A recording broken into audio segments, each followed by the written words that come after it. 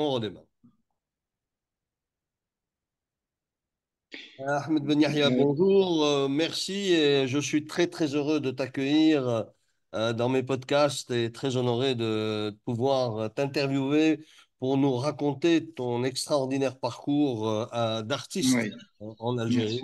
60 ans de merci. carrière, c'est une histoire qui va être assez étonnante, surtout que la nouvelle génération ne te connaît peut-être pas assez, et une occasion Mm. de leur passer le flambeau et de leur raconter l'héritage que tu comptes leur laisser. Alors, justement, peux-tu nous raconter les moments clés de ta carrière artistique en Algérie et à Constantine? Y a-t-il un événement, une Ouais, réalisation particulière qui a marqué ou qui t'a marqué tout au long de ces 60 ans de carrière? ouais, ouais, ouais. Ben, écoute, mon cher Slim, euh, je, euh, je suis né en plein milieu et même un peu plus que la moitié du XXe siècle. Et puis, je suis encore en vie pour le XXIe siècle. Et c'est dire que cette longévité, elle m'a, toute une vie artistique. D'abord, une période coloniale, et la période coloniale faite de souffrance, faite de tout ce que peut euh, peser comme souffrance de cette période qu'on appelle le colonialisme. Et puis arrive l'indépendance. J'ai vécu d'abord la guerre de libération avec tout son lot de souffrance et puis arrive l'indépendance, et l'indépendance, c'est le rêve, c'est la fureur de vivre. Et j'étais jeune, et ce rêve qu'on avait avant 62 est devenu une sorte de réalité vivante après 62. Et puis, 64, je rentre à l'école nationale des beaux-arts d'Alger. Et puis, en 64, à la première foire internationale d'Alger, il y a un concours pour le premier affiche et le timbre de l'Algérie indépendante. Le timbre, c'est le troisième timbre de l'Algérie indépendante. Et ce concours, moi, je n'étais qu'un étudiant. Et ce concours s'adressait surtout aux professionnels et à mes professeurs. Et puis voilà, au détriment des professionnels et de mon corps enseignant, je décroche le premier prix.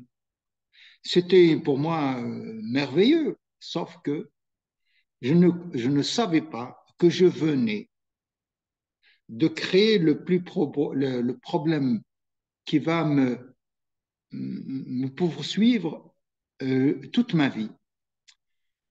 Mes professeurs, au lieu de se réjouir de ce petit jeune, ils m'ont pris en détestation. Et ce prix m'a coûté le renvoi de l'École nationale des beaux-arts d'Alger. Et effectivement, arrive aussi le concours de l'histoire, arrive ce que l'on appelle le redressement, le 19 juin, le redressement, le coup d'État, je n'en sais rien. Mais en tous les cas, suite à cet événement, donc j'ai été renvoyé. C'est vrai que pour moi, la liberté, c'est quelque chose que nous avons rêvé avant l'indépendance. Et ce renvoi m'a mis dans des situations qui m'ont poursuivi jusqu'à très longtemps.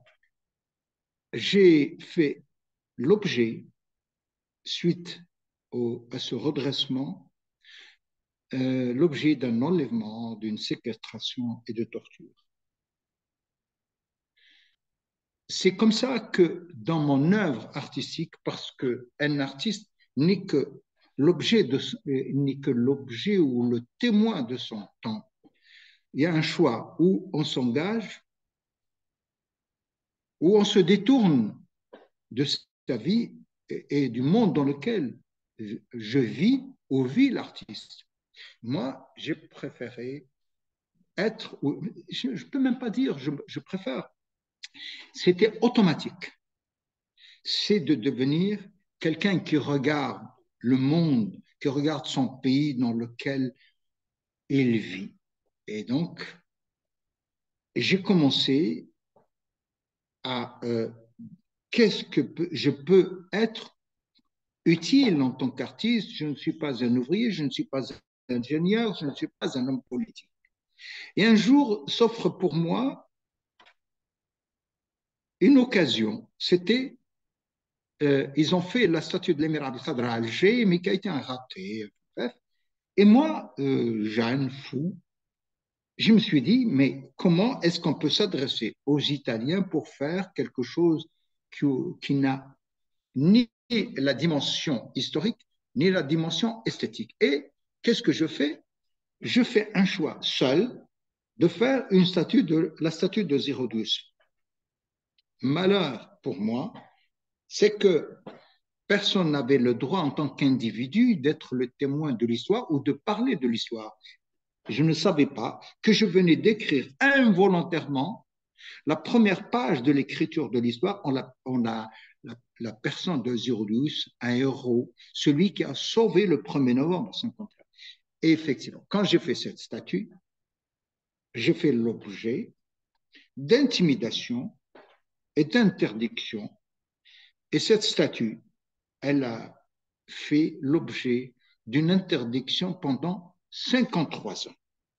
Bon, je passe parce que c'est tout un roman. 1975, je rencontre à l'Académie militaire de Churchill parce que l'Académie avait un projet artistique. Je présente mes projets et j'étais sélectionné. Et c'est là où j'ai fait la rencontre d'un grand moujahid, d'un grand responsable politique de l'époque, c'est l'Ayrahmou, c'est Mohamed Saleh Yahyaoui. Et là, je fais un travail il a, vraiment, qui a été très, très bien reçu par l'Académie. Et je lui ai dit, voici, voilà, j'ai une idée que j'aimerais bien réaliser. C'est un mémorial pour, à la dimension de cette révolution algérienne qui a marqué le XXe siècle. C'est un mémorial sur la colonisation. Et ce lieu-là n'est autre que Sidi Fradj, là où l'armée coloniale avait débarqué. Donc, une sorte de ce qu'on a appelé par la suite Maqam Shahid. Pour moi, le lieu qui était le lieu faible, le lieu fragile, pour moi, je voulais en faire le lieu de l'identité de la nation algérienne, à savoir un mémorial que j'ai basé sur l'histoire méditerranéenne et de la rive sud de l'Algérie, où l'histoire va et revient de toute cette histoire millénaire. Et dans ce lieu historique, autour de ce mémorial, je voulais des institutions identitaires comme les archives nationales, le musée de l'histoire, etc. Et j'en fais part au colonel Yahyaoui. Il me dit, mais c'est magnifique, il faut absolument que vous en parlez au président Boumedienne. Et je lui dis, mon colonel, moi, vous allez parler au président, sauf que moi, j'étais pas d'accord pour le 19 juin et j'ai fait l'objet de pas mal de soucis. Alors, je préfère vous le dire plutôt que d'autres vous le diront à ma place. Il m'a dit quoi? Je lui ai dit voilà, voilà. Et ce moujahid, ce grand moujahid, parce que c'est ça le problème. Quand on n'est pas d'accord, il y a des gens qui vous disent bon, ils vous affichent et vous enlèvent ils vous effacent comme Vous avez été artiste. ostracisé, vous avez été ostracisé en quelque sorte. Voilà. Et quand je Hmm. lui ai dit voilà, voilà ce qui m'est arrivé, voilà ce que je fais, voilà ce que je voulais faire. C'est, Qu'est-ce qu'il fait هذا السيد هذا حط لي يده على كتافي وقال لي قلت نقولها لك قبل ما يقولوها لك يعني لي سيرفيس راح تهضر للرئيس، ولكن انا نقول لك قبل ما تهضر باش ما تقولش ما قاليش. قلت له هاي القضيه. شاف معايا، حط يده على كتافي وقال لي، وضحك وقال لي انت وطني، انت انت وطني. Il m'a dit exactement parce que c'est انت نزيه، انت وطني، وسكت. Je suis persuadé qu'il est allé le dire à Sibomdin. قال لي il va venir et tu vas lui dire, vous allez lui dire vous-même.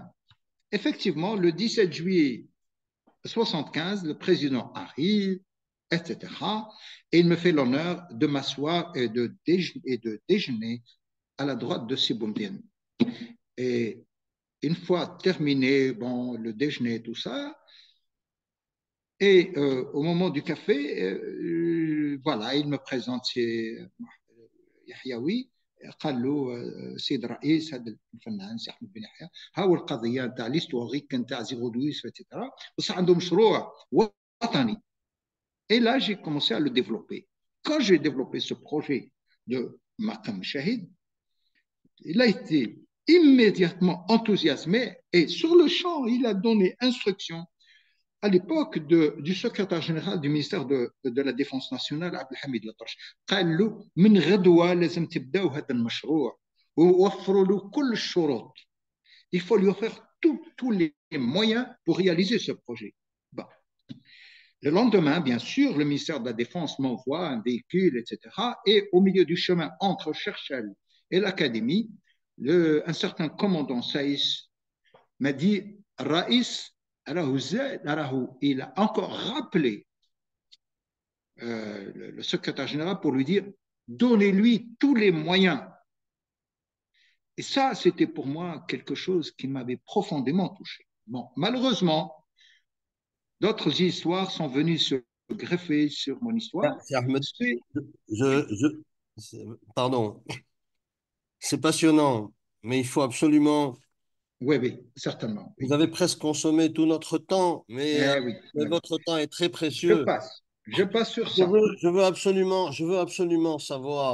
Il y a des choses qui sont importantes, évidemment, votre histoire est Oui, fondamentale. On prendra une autre fois le temps de oui, passer oui, oui. Oui. beaucoup plus Alors, longtemps. je Mais passe à Maqam Shahid. je Pardon. voudrais juste vous interroger sur une chose. Oui, C'est quoi les valeurs qui vous ont et les principes qui vous ont guidé dans votre parcours artistique et votre engagement surtout en faveur de la culture en Algérie et comment vous avez réussi à maintenir, malgré tous les obstacles, malgré tous les écueils oui, auxquels vous avez fait face, succinctement, en moins oui, d'une oui, oui, oui, minute. oui. Dites-moi un peu tout ça. Je sais que vous avez Slim. envie de raconter une histoire, Oui, mais moi, oui, oui, je c'est veux vrai. que vous alliez droit au but. Donnez-moi un Oui, peu le oui. sens des valeurs. Tu sais, Slim, ce sont des convictions profondes. Tout mon travail, je l'ai basé sur ces problèmes des droits de l'homme, ces problèmes de liberté, ces problèmes de création, de démocratie. C'est toute cette œuvre, mais c'est pas uniquement, je ne m'adresse pas uniquement pour ces valeurs, pas uniquement à mon pays, mais par tout ce qui se passe dans le monde. Ce sont des convictions profondes, par exemple, sur la Palestine, sur les travailleurs immigrés, par exemple, sur la création artistique pour ce qui touche l'engagement pour le travailleur immigré. Je me suis inspiré d'une œuvre parce que Katib Yassine, qui était un ami, il a fait une pièce de théâtre. Mohamed, prends ta valise, il va nous chercher. Et donc, j'en ai fait une œuvre sur l'immigration. J'ai fait tout un travail de réflexion où mon engagement est total et profond. Parce qu'un artiste n'est pas quelqu'un qui est au-dessus au-dessus de l'humanité, au-dessus des lois, au-dessus. Non, c'est quelqu'un qui vit au quotidien et qui doit transmettre aux générations tout un vécu, Mais tout un monde. comment vous faites concrètement, puisque je vous dis, vous avez vécu beaucoup d'écueils et vous êtes extrêmement passionné, engagé. On le sent, on le comprend et on le voit derrière vous à travers certaines œuvres qui sont déjà représentées. Cette jeunesse, vous avez des contacts avec elle, vous partagez avec elle, vous échangez, vous la mentorez en quelque sorte, c'est-à-dire vous l'encadrez, vous l'accompagnez dans Non, son... malheureusement, non, je peux te dire sincèrement, il n'y a pas Pourquoi? de structure. Il n'y a pas de structure. Tu sais que j'ai quitté Paris, je suis venu à Constantine parce que c'est une ville que j'ai un cordon ombilical avec cette ville. Mais malheureusement, c'est devenu aussi une sorte de d'isolement parce que pourquoi? Parce que comment rentrer en contact avec les artistes? Sinon, par une organisation, par exemple, une organisation artistique, elle n'existe pas. J'essaye de transmettre ces messages par voie de la presse nationale. J'avais fait des interventions au niveau de journal Al-Watan, de Al-Khabar, mais par exemple, la radio, la chaîne 3 n'est jamais venue vers moi. La télévision nationale n'est jamais venue vers moi. Et mon Dieu, combien j'ai de choses à dire, à transmettre sur le plan pédagogique. J'ai par exemple, au niveau de l'université, j'avais proposé à l'époque à Abdelhak la création d'un institut des arts et de la culture. Comment intégrer cette réflexion au niveau universitaire. Je cite un exemple. Comment l'art peut être sur le plan médical, par exemple en psychiatrie, il y a du graphisme, il y a des coloris qui peuvent détecter des maladies, ils peuvent même soigner sur le plan médical, sur le plan du droit. Comment sensibiliser l'avocat, le magistrat sur le problème des droits d'auteur, de l'œuvre. Tout ça, c'est des problèmes. Mais il y a eu ce grand événement de Constantine, capitale de De la, l'art ouais, ouais. islamique, hein, c'était ça, ou de Non, non, l'art non, de la arabe, culture de la arabe. culture arabe, de la culture arabe. Oui. Vous n'avez pas été associé à cet événement-là? Ah, mon Vous cher n'avez ami. pas apporté? Non, mais Ah ne oui, décrivez pas dans le détail les problèmes, mais oui, oui, réellement, oui. est-ce que vous avez été Je vais, acteur ou spectateur? c'est grâce à une ministre de la Culture, qui est une culture, une ministre éphémère, c'est l'Abidi Nadia. C'est elle qui a cherché après moi. Et c'est comme ça que j'ai pu exposer. Et dans cette exposition, mon cher Slim, il y a eu un monde fou. Mais cette exposition qui devait durer 2 mois a été fermée au bout disons, allez, de 15-20 jours. Pourquoi? On a trouvé un prétexte en disant que le lieu, l'Aïd al-Khalifa, hein, n'a pas payé sa facture d'électricité et on a éteint la lumière alors qu'il y avait entre 4000 et 5000 visiteurs jour. Et on a éteint la lumière et on a fermé l'exposition. Et ça, J'en conclus c'est on a l'impression d'évoluer dans un environnement qui ignore la culture, qui ignore l'histoire de ces artistes et les artistes, ils sont cantonnés à quelques artistes qu'ils ont choisis, je ne vais pas citer de nom, et puis hmm. c'est tout. On dirait que il y a plus d'art, il y a plus de culture, il y a plus de tout ça et c'est fini ou qu'est-ce qui se passe? Est-ce on Bah, est en train de plonger dans un vide culturel et artistique parce que absolument, les gens ne comprennent pas absolument. ce qui se passe Mais que tu sais, tu me rappelles, Slim, tu me rappelles, l'Union nationale des arts plastiques, elle a été non seulement, non pas une organisation pour l'épanouissement de l'art dans le pays, elle a été beaucoup plus un instrument de, comment dirais-je, de marginalisation, d'étouffement. C'est le problème. Même aujourd'hui, elle n'existe plus. Mais ce concept, il est toujours dans les esprits.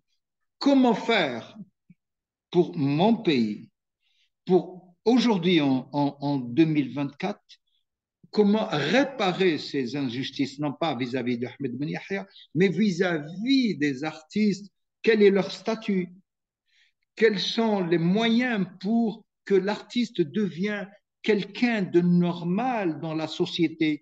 Les ateliers, par exemple, comment intégrer dans les constructions des édifices publics aujourd'hui, intégrer la création des ateliers sur le plan architectural, je dis bien, qu'un atelier d'un artiste peintre au-dessus d'un immeuble, le sculpteur au niveau du rez-de-chaussée, et que l'artiste devient quelqu'un, un être normal, un être vivant dans la société, et que les gens puissent rencontrer un artiste comme ça, normalement, que ce n'est pas un événement. Il ne faut pas que l'œuvre d'art ou l'artiste devienne un événement de circonstances, de dates historiques. Non, l'art, la culture doit être un oxygène, ça doit être de l'oxygène de la société au quotidien. Parce que la société s'épanouit, la société vit, elle devient vivace avec l'œuvre d'art, avec la poésie, avec un roman. C'est ça. Donc, on contribue. C'est la Un vivacité d'une véritable cri société. du cœur. C'est un véritable cri du cœur que tu lances et j'espère qu'il sera entendu parce que l'importance de l'art et de la culture n'est pas à démontrer. Comme on arrive à la fin de notre entretien, je Ouais. voudrais qu'en 30 secondes, tu racontes à ceux qui vont écouter l'histoire, la fameuse histoire de César, puisque tout le monde t'associe à à l'œuvre, justement. Donc, en 30 secondes. Et et je te demanderai de conclure. 30 secondes, deux mots sur l'œuvre de César, oui. la conclusion. Ben, César, c'est l'un des plus grands sculpteurs du XXe siècle. Et je lui ai apporté la contradiction sur le problème de la création. Est-ce qu'un artiste est quelqu'un d'innocent ou quelqu'un qui exprime tout un système de pensée? Et César m'avait porté de l'amitié et de l'intérêt. D'ailleurs, il a fait une très, très belle lettre qu'il avait adressée à Pouillon, dans lequel il demande à Pouillon de m'aider pour essayer de, comment dirais-je, pour que mon pays me prenne, me donne la possibilité de m'exprimer et de me réaliser et de réaliser ce grand pays qui s'appelle l'Algérie. Eh bien, écoute, Ahmed Ben Yahya, merci. C'est magnifique d'entendre après un parcours aussi chaotique, aussi dur, tu t'es Mais battu. si tu permets, Slim, si tu Oui. permets, Slim, il y a un bel ouvrage qui a été fait par Malik Abou Abdallah. C'est un rêve pour le pays, pas pour moi, pour qu'on puisse raconter l'histoire d'un artiste C'est- à travers, depuis 62 jusqu'à nos jours. Écoute, on te remercie de ce témoignage, certes un peu restreint, que j'ai voulu droit au but, mais tu as tout résumé en quelques phrases. C'est fantastique et tu vas être entendu, j'en suis convaincu. Je sais que maintenant, il y a beaucoup de jeunes qui commencent à écouter ces podcasts et je les encourage vivement à venir te rencontrer, comme je l'ai fait à Constantine, et que tu leur racontes justement l'histoire de cette ville, l'histoire de tes œuvres et de ton parcours. Et ils seront très, très heureux et extrêmement, extrêmement inspirés. À bientôt, Merci à toi, Slim. à bientôt et je te remercie.